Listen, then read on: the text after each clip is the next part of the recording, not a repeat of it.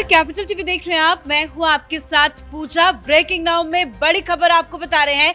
दिल्ली के स्कूलों में क्लासरूम कंस्ट्रक्शन मामले को लेकर एसीबी ने आज समन करके मनीष सिसोदिया को पूछताछ के लिए बुलाया था, लेकिन बड़ी खबर आपको बता रहे हैं, आज मनीष सिसोदिया एसीबी के सामने पेश नहीं हुए हैं। उन्होंने एसीबी के अधिकारियों को अपने जवाब में ये बताया है कि वो काफी ज्यादा बिजी चल रहे हैं, जिस वजह से वो आज पेश नहीं हो सकते हैं। लेकिन जिस तरह से उन्होंने समन को ठुकराया है, नोटिस को ठुकराया है, पेशी के लिए नहीं पहुंचे हैं, वो एक बड़ी मुसीबत सिसोदिया के लिए खड़ी कर सकता है। तो इससे जुड़ी तमाम बड़ी अपडेट आपको बताएंगे। मेरे साथ जुड़े हुए हैं कैपिटल टीवी के editor in chief doctor Manish Kumar. क्यों नहीं पहुंचे हैं मनीष सिसोदिया, किस काम में इतने ज्यादा बिजी हैं? एसीबी से डर गए सिसोदिया और जान बचा के भाग रहे हैं, लेकिन जब समन आ गया है तो जाना तो पड़ेगा ही। आज न जाए, कल जाना पड़े, परसों जाना पड़े। क्या बहाना बनाया कि हमारा पहले से कुछ इंगेजमेंट है। भाई, आप न पार्टी में आपको कोई पद है, ना आप कोई सांसद हैं, ना कोई एमएलए हैं, ना मंत्री रहे। 5 दिन पहले आपको समन किया गया, तो अगर कोई प्री ऑक्युपाइड चीजें थी, आप बिजी थे, तो 5 दिन पहले ही बता दिए होते। ये सतेंद्र जैन से पूछताछ होने के बाद आपके वकीलों ने कहा कि मत जाना, वहां पे अंगार बिछा हुआ है एसीबी के दफ्तर में, जाओगे तो जल जाओगे, जैसे सतेंद्र जैन जल गया। सतेंद्र जैन के कुछ जो आंसर्स ऐसे हैं जो एसीबी के सूत्र बता रहे हैं, उसमें सिसोदिया ही फंस रहे हैं। सबके वकील तो एक, जाने से पहले वकील से ट्रेनिंग, और इनको वकीलों ने कहा होगा कि अभी मत जाओ, जाओगे तो गिरफ्तार हो जाओगे, जाओगे तो गिरफ्तार हो जाओगे। क्योंकि मामला जो है सतेंद्र जैन ने और भी खराब कर दिया। तो सतेंद्र जैन से क्या क्या पूछा गया, उससे आपको समझ में आ जाएगा कि किन सवालों से मनीष सिसोदिया भी भाग रहे हैं। यह भी समझना जरूरी है। दूसरी चीज जो सबसे अहम है कि यह घोटाला तो दिन के उजाले की तरह साफ है, क्योंकि सतेंद्र जैन ने कुछ सवालों में यह कह दिया कि यह हम नहीं जानते, ये तो शिक्षा मंत्री जानता, शिक्षा मंत्रालय जानता। मतलब एजुकेशन, मिनिस्ट्री ऑफ एजुकेशन को आपने कल्प्रिट बना दिया। और मंत्री कौन था? तो महापुरुष जी थे। तो मनीष सिसोदिया एजुकेशन मिनिस्टर थे, तो उनके ठीकरे पे फोड़ फाड़ करके वो चले आए। तो सर, ऐसा क्या सतेंद्र जैन से पूछताछ हुई है? क्या ऐसे ऐसे सवाल पूछे गए हैं जिसकी भनक पड़ते ही मनीष सिसोदिया गायब हो गए, आज पूछताछ के लिए नहीं पहुंचे? 5 घंटे ग्रिलिंग हुई और वहां गजनी बन गए सतेंद्र जैन। यादाश्त चली गई इनकी, याद नहीं आ रहा था कुछ। 35 सवाल पूछे गए उनसे टोटल, 35 क्वेश्चंस, और 35 क्वेश्चंस ऐसे ऐसे थे कि जिसका एक सवाल का सेटिस्फैक्टरी आंसर सतेंद्र जैन ने नहीं दिया। और सतेंद्र जैन को फिर से बुलाया जा रहा है। मेन प्रॉब्लम यह है जो अब मैं आपको बताने जा रहा हूं। उनको लिस्ट दिया गया है कि ये सारे कागजात जो है आप लेकर के आए, क्योंकि बहुत सारी चीजों के ऊपर उनसे बोला गया कि भाई कहां प्रूफ इसका, तो याद नहीं है तो भाई कागज इसका लेकर के आइएगा। तो बहुत सारे कागजात जो है वो एसीबी ने मंगवाए हैं सतेंद्र जैन से, और वो कागजात ऐसे हैं कि देने से तो वो ये मसाज मास्टर ये भी जाएगा, सतेंद्र जैन भी जाएगा, और मनीष सिसोदिया भी जाएगा, और लपेटे में भाई साहब भी आ जाएंगे। क्योंकि कई सारे सवालों के जवाब में जो मैंने जिस दिन पूछताछ चल रही थी 6 तारीख को, मैंने बताया था कि एसीबी को ये कह रहा है कि ये हमने तो कुछ नहीं किया, तो कैबिनेट का फैसला था, ये कैबिनेट का फैसला था। तो बताया कि भाई कब हुआ था कैबिनेट की बैठक, कब तुमने फैसला लिया? ये तुम्हारे घर का कोई धर्मशाला है क्या? क्या आपने कह दिया भाई कैबिनेट का फैसला था? भाई कैबिनेट का फैसला दिखाओ, कहां फैसला लिए कैबिनेट का। अब एक मंत्री कह रहा है कैबिनेट का फैसला है, तो मनीष सिसोदिया से भी पूछा जाएगा ना कि भाई कैबिनेट का फैसला था क्या?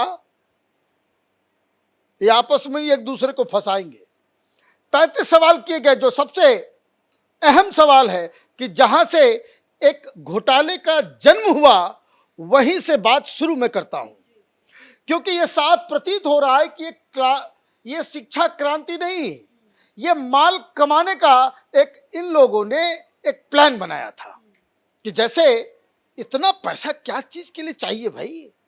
जैसे शराब घोटाला था, शराब घोटाला वो पॉलिसी बनाई ही गई थी लूट मचाने के लिए, उसी तरीके से ये क्लासरूम बनाना है, शिक्षा क्रांति लाना है, ये प्लान बनाया गया था कि माल खाना है। और इसलिए पूछा गया कि सबसे पहले आपने क्या किया, आपने कंसल्टेंट नियुक्त कर दिए। तो इनसे पूछा गया भाई किसने कंसल्टेंट नियुक्त किया, तो इसने कहा मुझे याद नहीं, पता नहीं। भाई पता नहीं, फिर भी तुमने पीडब्ल्यूडी डिपार्टमेंट, तुम्हारा पैसा तुम्हारे डिपार्टमेंट से जा रहा और तुम कह रहे हो कंसल्टेंट का पता नहीं। पूछा गया कि भाई इसकी आखिर जरूरत क्यों पड़ी, क्लासरूम ही तो बनाना था, प्लास्टर ही तो करना था, इसके लिए कंसल्टेंट का। बाकी ये सारे के सारे पीडब्ल्यूडी में जो इंजीनियर है वो मर गए थे क्या? 10 इंजीनियर से ऑलरेडी पूछताछ हो चुकी है और उन लोगों ने सारा भांडा फोड़ चुके हैं ऑलरेडी।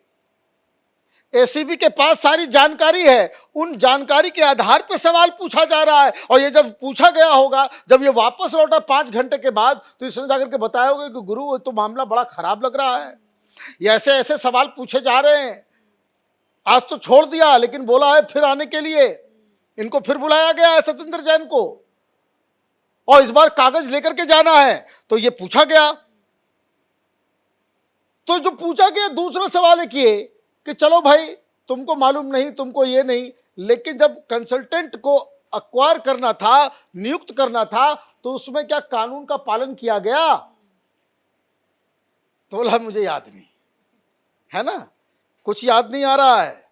माल खाते समय जो है सब कुछ, बुद्धि जो है एकदम वंदे भारत के स्पीड से चलती है, और जब सवाल ऐसे भी पूछता है तो पैसेंजर गाड़ी बन जाते हो, डीएमयू। तो ये सारी चीजें हुई।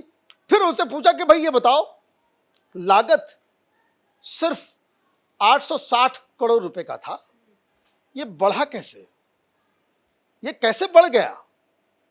जबकि ऑलरेडी उनको बताया गया, कागज दिखाया गया कि 2015-16 के वित्त वर्ष उसकी व्यय वित्त समिति के मुताबिक उसकी बैठक में यह फैसला लिया गया था कि जून 2016 में ये सारे क्लासरूम्स बन जाने चाहिए। और उसमें यह भी फैसला हुआ था, वित्त कमेटी ने कहा था कि इसमें 1 पैसा की भी बढ़ोतरी नहीं होगी।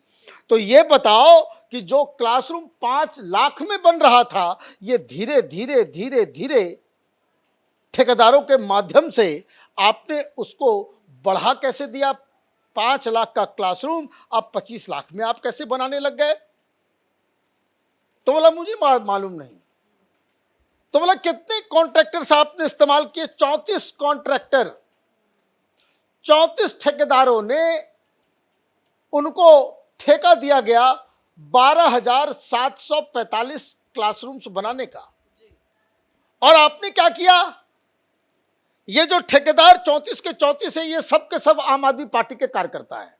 लीजिए लीजिए, इसी को कहते हैं क्विड प्रो को, कि भाई नेता आपकी पार्टी का उसको ठेकेदार बना दिया, उसको सारा चीज दे दिया, और यह भी कहा होगा जो कॉमन ब्रेन लग रहा है, यही तो होता है भ्रष्टाचार। होता क्या है कि तुमको ठेका दे रहे, इतना कट हमको दे देना, पार्टी के अंदर ही सब कुछ बात रहेगी, बाहर वाले किसी को मालूम नहीं चलेगा। तो ये भी पूछा गया कि क्या भाई तुम जानते हो?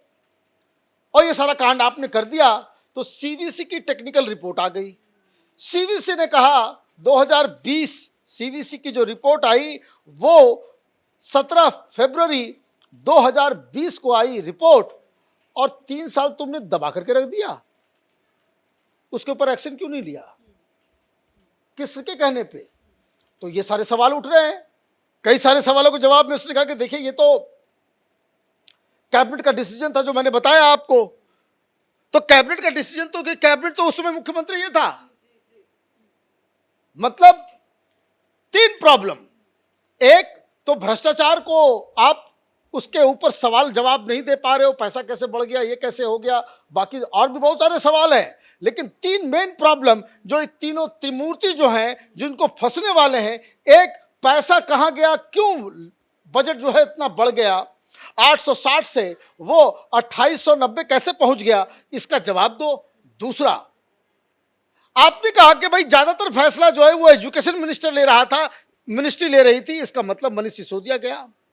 और ये सारे अपॉइंटमेंट्स और ये सारा पैसा, ये सारी चीजें, ये कहां डिसाइड हुआ इस परियोजना के बारे में? तो ये कह रहा भाई कैबिनेट का डिसीजन था, मतलब मुख्यमंत्री भी नप गए। तो ये तो गड़बड़ हो गया। ये तो सत्येंद्र जैन ने, ये तो खुद फंस रहा है, बाकी लोगों को भी फंसा दिया।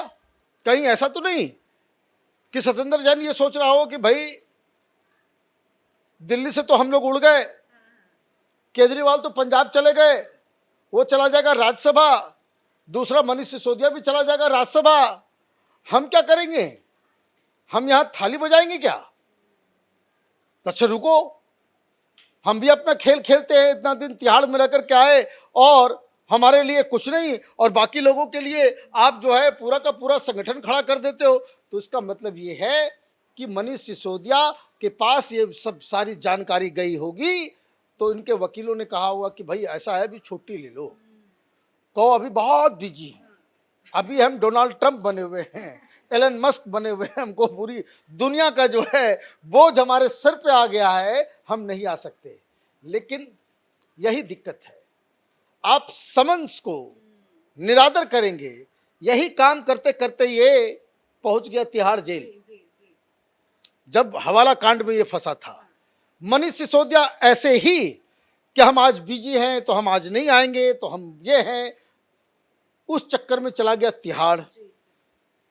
केजरीवाल ने भी यही काम किया कि समन्स को जो है आप डिफ्लेक्ट करते रहो, डिफ्लेक्ट करते रहो, 8-8 समन आपने इग्नोर किया, आप पहुंच गए जेल। तो वो पैटर्न साफ नजर में आ रहा है।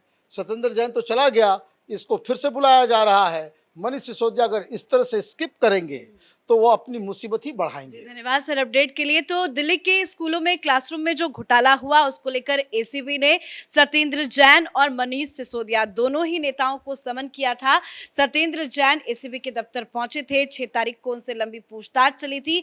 आज मनीष सिसोदिया को पेशी के लिए जाना था, लेकिन आज मनीष सिसोदिया पेशी के लिए नहीं पहुंचे और इस तरह के समन्स को इग्नोर करना एक बड़ी मुसीबत सिसोदिया के लिए खड़ा करता नजर आ रहा है। तो इस बड़ी खबर में मेरे साथ फिलहाल इतना ही। कैमरा पर्सन रवि के साथ मैं पूजा, कैपिटल टीवी।